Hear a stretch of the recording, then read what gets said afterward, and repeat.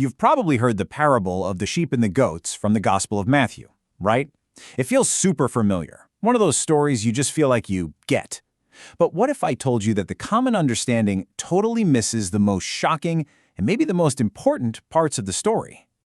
Okay, so let's just lay it out. The view most of us grew up with is pretty straightforward. The sheep are believers, the goats are unbelievers. One group gets eternal life, the other gets eternal hell. Simple. But when you really start digging into the text itself, a totally different picture emerges, one that's less about belief and more about compassionate action versus, well, indifference. And it leads to something the text calls God's life versus God's correction. And that right there raises a huge question. What if this story isn't supposed to be a nice, cozy comfort for believers, assuring them that they're on the right team? What if it's actually a piercing warning aimed squarely at them? That's what we're going to get into. What's so wild is that the story itself seems to throw a wrench in the most popular interpretation.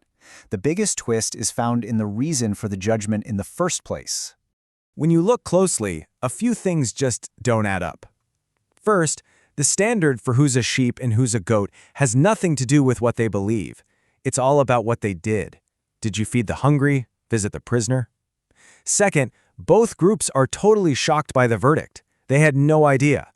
And third, and this is maybe the biggest bombshell, both the sheep and the goats call the judge Lord. This is a huge clue that they all think of themselves as his followers. So it all boils down to this incredibly direct message. The way you treat the vulnerable and the marginalized, well, that's how you're treating the judge himself. And that has absolutely nothing to do with saying the right prayer or having your doctrine perfectly lined up.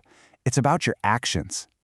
Okay, so this leads us to what might be the biggest puzzle piece in the whole parable, the language that's used to describe the punishment. To really get this, we've got to do a little deep dive into the original Greek. So the Greek word for punishment used here is kolossus.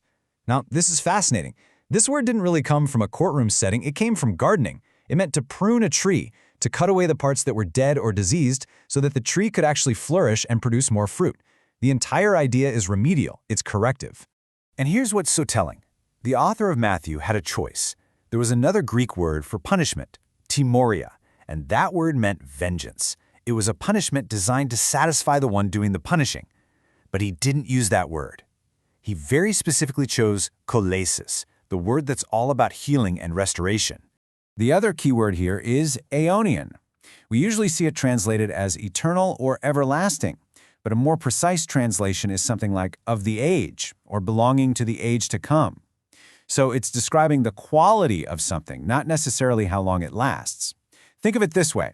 Aeonian correction might mean a correction that has the quality of God's coming age. It's a divine kind of correction, not just one that goes on and on forever. And this isn't some new idea. The famous New Testament scholar William Barclay put it bluntly. He said that pretty much everywhere else in ancient Greek writing, kolesis is used for punishment that's meant to reform someone. The goal is always to make them better, not to get revenge. But wait, the surprises hidden in the original language don't stop there. There's one more crucial detail about who these goats actually are. You see, the word used for goat here isn't the standard one for a full-grown, stubborn, gnarly animal.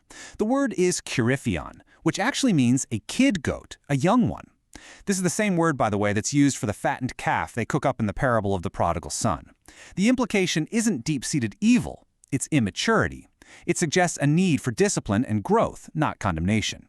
So let's recap. If the judgment is actually corrective, and the ones being judged are just immature, then who exactly is being judged here? Well, the very first line of the parable might give us the answer. The story begins with all the nations, that's panta ta ethne in Greek, being gathered for judgment. Now, what does that mean? Scholars have a few different takes. It could mean literally every human being. Or maybe it's all Christians being judged on how well they follow Jesus. But there's a third, really powerful option, that this is a judgment on the nations of the world. And the criteria is how they treated Jesus' most vulnerable followers, his brothers and sisters, the ones he called his little flock. If that's the case, the whole parable gets turned on its head. It stops being a story about individual destinies after we die and becomes this powerful political, social warning to entire societies. A warning that the way you structure your society to treat the poor, the immigrant, the prisoner, that is exactly how you are treating God. All right, so let's try to pull all these threads together now. Let's see how this radical rereading of the story actually fits perfectly with everything else Jesus taught. You know, this theme of a loving, corrective pursuit isn't a one-off. Just think about the parable of the Good Shepherd. He doesn't just feel bad for the one lost sheep. He leaves the 99 safe ones and goes searching for the one, and he searches until he finds it. The end goal is always, always restoration. And this changes everything.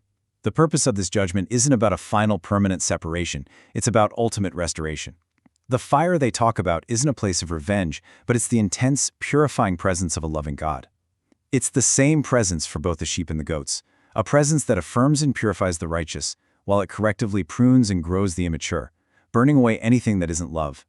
So we're left with this one last, massive, challenging question. If this famous story of judgment isn't actually about vengeance, but about a relentless, corrective love that's designed to heal and restore everyone, what on earth does that tell us about the nature of the judge himself?